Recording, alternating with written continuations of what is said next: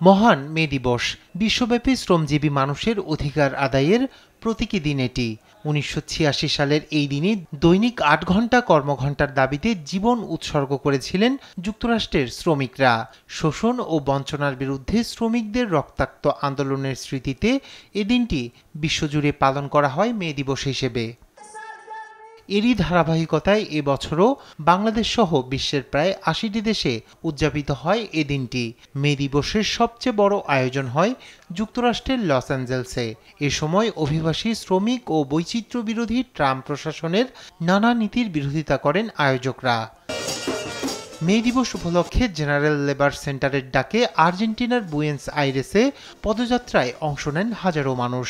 আর সরকারি একটি সংস্কারের প্রতিবাদে রাস্তায় নেমে আসেন অসংখ্য শ্রমিক।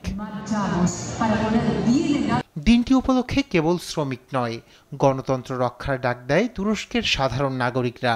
মেয়র ইমামোগুলুর গ্রেপ্তারের প্রতিবাদ জানাতে বিক্ষোভ শুরু হলে সরকারি বাহিনীর তাণ্ডবে পণ্ড হয় সমাবেশ। এ সময় উত্তপ্ত হয়ে ওঠে ইস্তাম্বুলের পরিবেশ। এছাড়াও এশিয়া মহাদেশের দেশ দক্ষিণ কোরিয়া, ভারত, পাকিস্তান সহ বিভিন্ন দেশে পালিত হয় মহান এ দিনটি। রায়হান কবির শুভ্র, নিউজ ডেস্ক, দেশ টিভি।